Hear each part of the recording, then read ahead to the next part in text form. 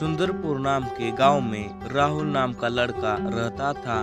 राहुल शहर में एक कपड़ों की दुकान पर काम किया करता था। राहुल गर्मियों की छुट्टी में गांव आ जाता है। राहुल का अब शहर जाने का मन नहीं कर रहा होता है, तो राहुल अपने माता पिता से बात करने लगता है। माँ बाबूजी, मैं अब शहर वापस नहीं जाऊंगा। मेरा मन नहीं लगता। मुझे जितनी तनख्वाह मिलती है उसमें से आधी तो मेरे खाने और रहने की व्यवस्था में खर्च हो जाती है। मैंने दूसरी जगह नौकरी ढूंढी पर मुझे नौकरी नहीं मिली। अरे बेटा, लेकिन तुम यहाँ रहकर हमारा घर कैसे चलेगा? पहले ही हमारे ऊपर सरपंच का कर्जा है और हमारे खेत से इतना मुनाफा भी नहीं हो पा रहा कि हम सरपंच का कर्जा चुका पाए। वो सब भी ठीक है बाबूजी, लेकिन मेरी तनख्वाह से हमारे घर का भी गुजारा नहीं हो पा रहा।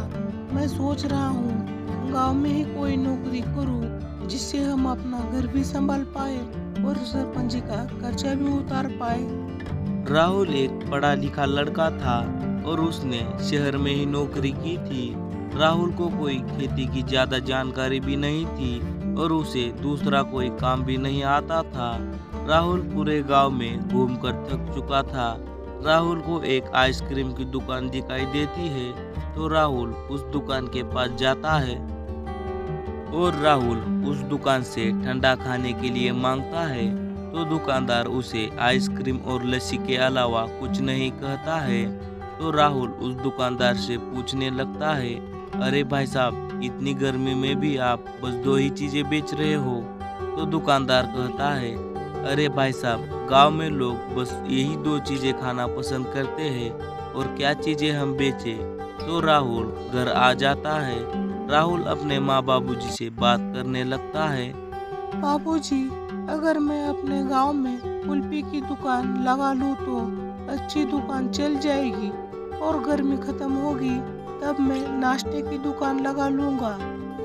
तो राहुल के बाबूजी को भी यह बात अच्छी लगती है, तो राहुल के बाबूजी मान जाते हैं। राहुल गांव में एक बड़े पेड़ के नीचे अपने घर से ही कुल्फी बनाकर ले जाता है। राहुल पहले कुछ बच्चों को फ्री में ही कुल्फी देता है। वो बच्चे पूरे गांव में कुल्फी की बात बता देते हैं, तो गांव के लोग भी कुल्फी खाने के लिए आते हैं। उन्हें राहुल की कुल्फी काफी अच्छी लगती है और राहुल 1 रुपए में कुल्फी बेच रहा था, लेकिन बढ़ते ग्राहक के साथ अब वह कुल्फी 5 रुपए में बेचने लगता है। लेकिन कुल्फी के स्वाद को चखकर और भी ग्राहक आने लगते हैं। राहुल की कुल्फी की दुकान पूरे गांव में फेमस हो जाती है और सफलतापूर्वक राहुल की कुल्फी की दुकान से एक बड़ा होटल बन जाता है और राहुल अब गांव में ही रहकर अपना होटल संभालने लगता है।